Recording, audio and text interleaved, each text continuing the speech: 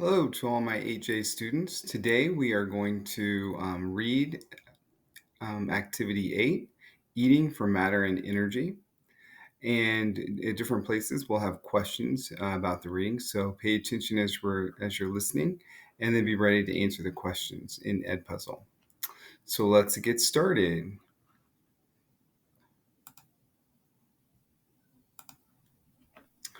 One important part of every organism's habitat is its source of food. Food provides both the matter and the energy that organisms need to grow and reproduce. Understanding how matter and energy move in an ecosystem is a major goal of ecologists. Now, before I move on, I want to uh, highlight something that's pretty important here, and that is this part right here, that food provides energy, which we've talked about before, but something else I want you to pay attention to is it also provides matter. Okay, so we'll talk more about what that means after the reading, but food provides both energy and matter that organisms need in order to survive. And we're going to be looking at our friend over here, the owl, that we talked about yesterday in this lesson here. So pay attention to that. All right, let's go on to the next page.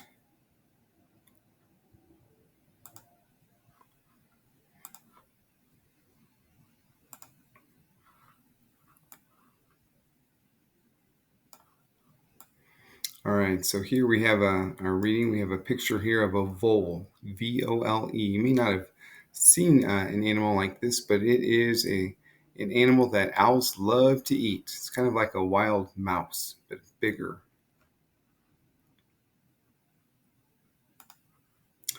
In the activity Coughing Up Clues, that was the last activity we did with the owl pellets, you learned that the owls you investigated eat small mammals like voles and shrews.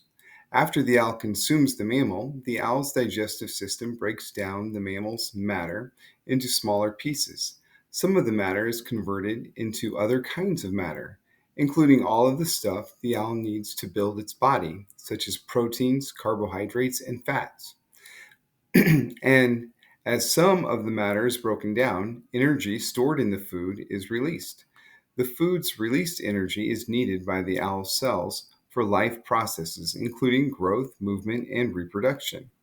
You also learn that the voles consume primarily plant material. The matter in the plants is broken down into different kinds of matter to build the vole's body, including its skeleton, muscles, and fur.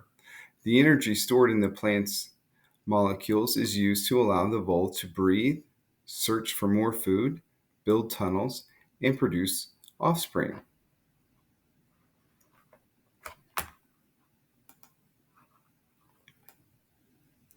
So, what I want you to see here is that we said food is important for energy. They need energy to move around, but also that food is important for matter. So, in order to grow, you need more matter in your body in order to grow. So, right now, you guys are probably growing every year. If you don't eat food, you will not be able to grow taller. So we really are that phrase, you are what you eat. Well, that's true because the food that we eat is then made into our bodies to make our skeletons, our muscles, and so on. So we needed food for two things, not just energy, but also for matter. All right, so stop to think. Why are owls and voles called consumers? Why are they called consumers? What is it that they do?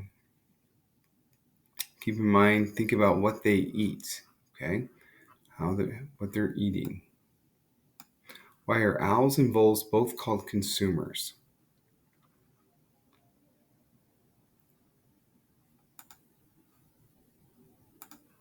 All right, let's go on to the next part.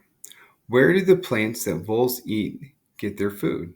Unlike animals, plants make their own food instead of getting it from other organisms. They have special structures called chloroplasts that allow them to use energy from the sun to convert some matter.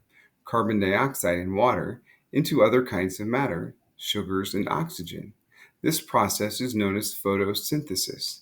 The sugars that they produce through this process become their food. Some of the sugars are eventually used in chemical reactions.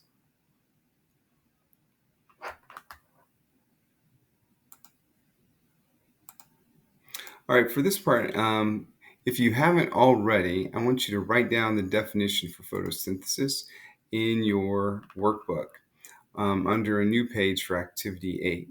So here's the word photosynthesis here, and here's the definition. Photosynthesis happens when plants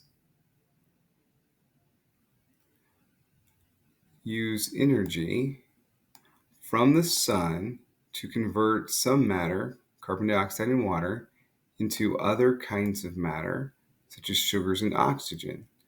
This process is known as photosynthesis. So take a moment, pause your video. If you haven't already, write down plants use energy from the sun, that's the key part right there, to convert some matter, carbon dioxide and water, into other kinds of matter, sugars and oxygen. This process is known as photosynthesis.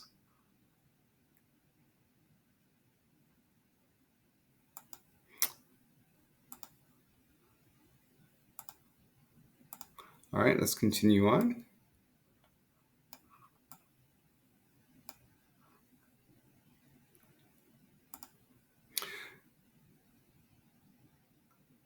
They produce other kinds of matter, including the proteins, carbohydrates, and fats needed to build leaves, roots, and seeds.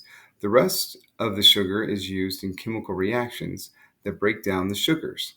The plant's process of breaking down the matter in food releases energy. In both plants and animals, the series of chemical reactions that breaks down sugars and release energy is called cellular respiration. All right, I'm going to stop right there, and this is our second vocabulary word. And so if you haven't written this one down, pause your screen here in just a minute and write this down in your workbook too. Cellular respiration. So in both plants and animals, the series of chemical reactions that break down sugars and release energy is called cellular respiration.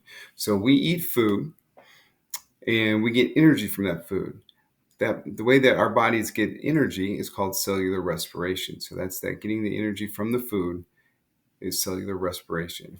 If that didn't work, we could eat stuff and still would not have any energy to do anything. So cellular respiration is really important.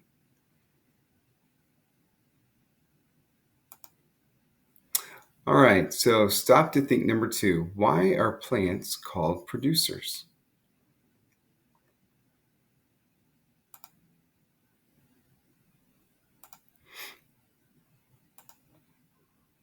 Because plants can store the food they make for later use, other types of organisms are able to take advantage of this stored food by eating the plants. In fact, voles consume only plants, getting nearly all of the matter and energy they need to survive and reproduce from them. The matter and energy stored in the plant's food is converted to matter and energy for use by the animal. However, some animals, like crows, eat both plants and other animals, getting matter and energy from both sources of food. Crows can live in numerous ecosystems, including that of owls.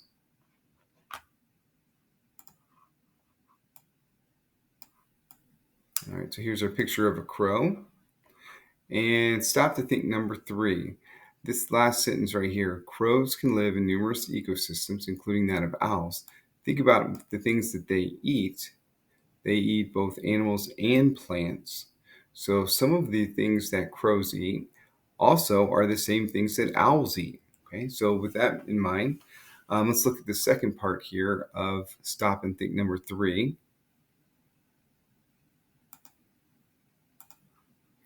It says, what kind of relationship do crows have with owls? Think about how they're similar. How is a crow and an owl similar?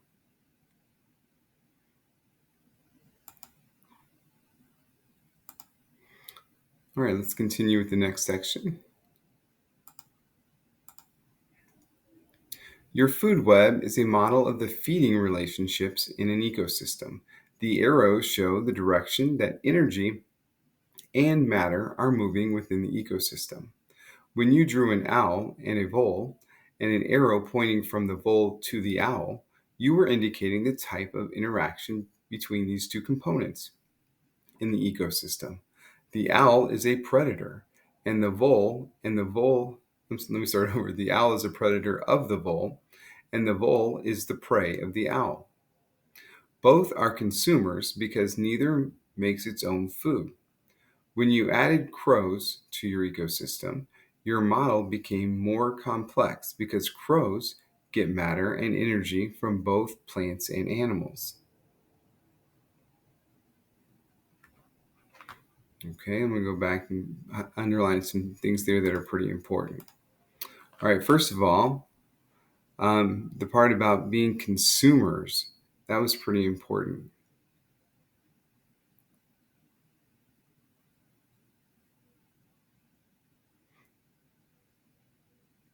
Next is the owl is the predator and the vole is the prey.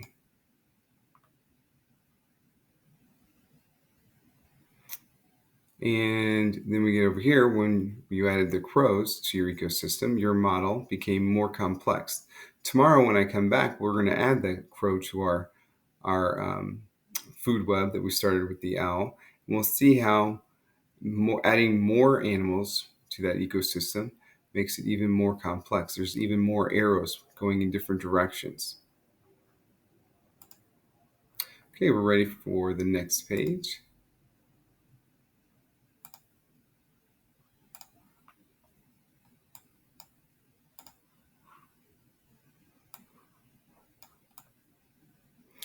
All right, stop to think number 4.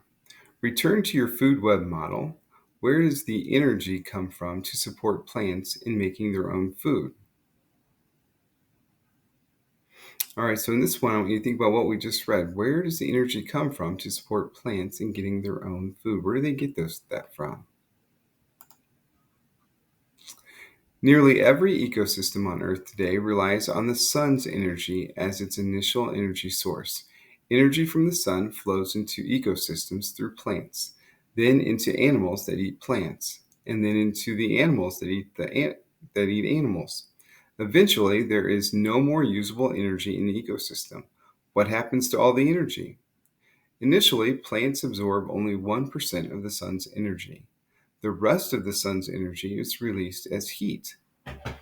Of the solar energy that plants absorb, only 10% of it is stored in the plant. The remaining 90% flows out of the food web as heat energy, and the energy is no longer available to organisms. After the vole eats the plant, once again, 90% of the energy stored in the plant leaves the food web as heat energy, and only 10% of it is transferred into the vole. The pattern continues until the top level of the food web is reached, when there is not enough energy stored to support any additional levels.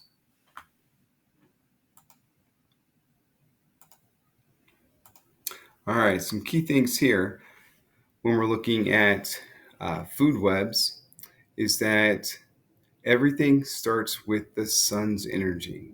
So if we didn't have the sun, then plants couldn't get energy, and then the animals that eat the plants couldn't get energy, and then the animals that eat the animals couldn't get energy. So it all goes back to the sun. Let's see what else. This part right here is important too. Initially, plants absorb only 1% of the sun's solar energy. So notice here it's talking about how energy is absorbed, but not all of it, right? And then when the plants are eaten, we see that only 10% is stored in the vole. So 90% is not stored in the vole. Only 10% is. So very little of it is. The rest is is seen as heat energy that it leaves the food web.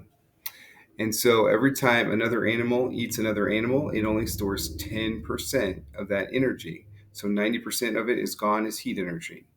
And so we see less and less in animals as one animal eats another animal, eats another animal. There's less and less energy.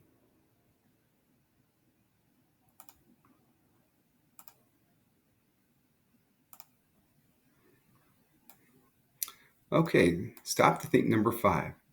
Describe how energy flows into, through, and out of the owl's food web. How does energy flow into, through, and out of an owl's food web?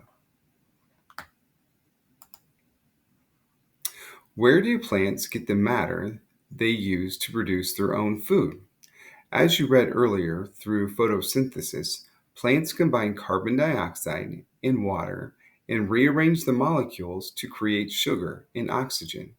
The water used in photosynthesis can come from any source, including rainwater, groundwater, surface water, and even moisture in the air. Aquatic plants are surrounded by water. The carbon dioxide that plants use is found in the air or is dissolved in water. It may seem strange to think a gas we can't see or feel can be converted through a chemical process into an oak tree that's over 100 feet tall.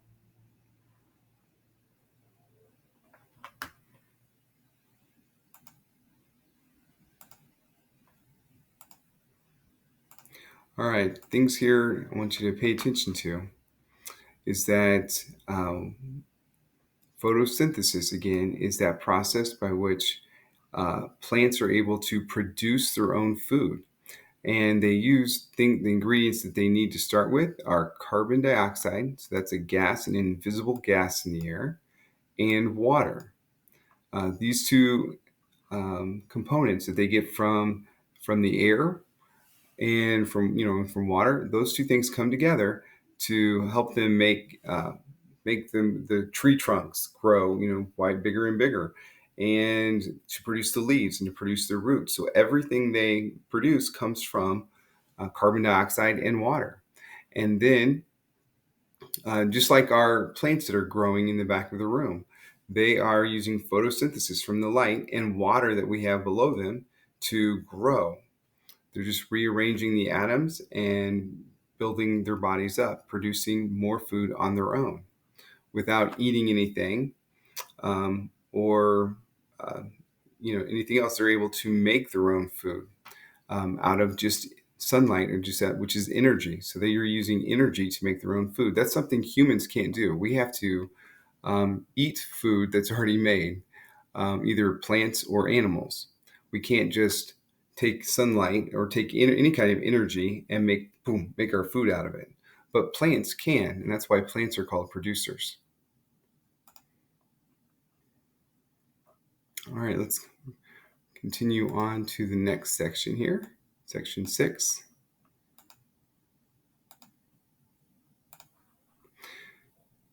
Describe how matter moves throughout an owl's food web.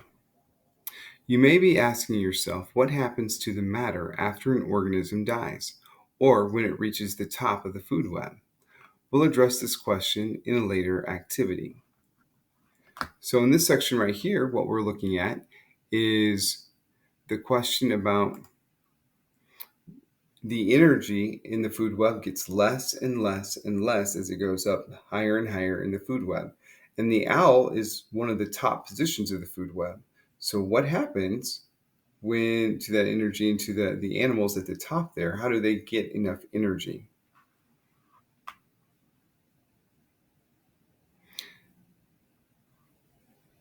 And then what happens when an owl dies, right? So I'm looking over here. What happens when an owl dies and it's at the top of the food web? Does that energy just stay in that dead body? What happens there? That's something we're going to look at later, but I do want you to think about what happens to animals when they die. Do they just stay in one place, or does something happen to their bodies? Because that's where we're going to go in a few activities from now. We'll start looking at what happens to bodies when they die, and we're going to see that something does happen to the energy that was stored in their body. And it's a type of recycling, you might say, that happens here on Earth in the food web. So we'll look at that as well. All right. And then over here, we have some analysis questions to think about. We're going to talk more about these together tomorrow. But I wanted to go through them right now. As a group, draw the owl's food web on a large sheet of paper. Now, we've already done that. Um, but this is the part we're going to add tomorrow. We're going to add the components about which are consumers and which ones are producers. We're going to talk about how energy is flowing through the ecosystem. Where does it start from? We're going to, and which direction does it go? Which way does the matter come in to the food web, and where does it go from there? Number two, a volcano erupts 40 miles from the owl's ecosystem, whose food web you drew. Ash from the eruption blocks sunlight over your ecosystem for several months. Okay, explain what happens within the food web in the weeks that follow the eruption. So think about what in that area would be dependent on sunlight. Well, definitely the plants, right? So if the plants aren't able to grow, and then what would happen to the animals that eat those plants, and then the owl that eats the animals that eat the plants, how would that all affect that ecosystem? Then later, the ash clears and several more months go by. What do you think will happen to the ecosystem? So once the sunlight returns, what would happen to that ecosystem? Try to explain that. Then number three, construct a model to show how energy flows into, through, and out of an owl's ecosystem. Your model must account for the fact that only 10% of the energy remains in the system from one level of food to the next level of food. So less and less energy. Your model may be a drawing, a physical model, or a mathematical model. All right, so those are all things that we'll talk in more detail about when I come back. All right, thank you for reading with me. And if you have any questions, please send me an email. Thank you. Bye-bye.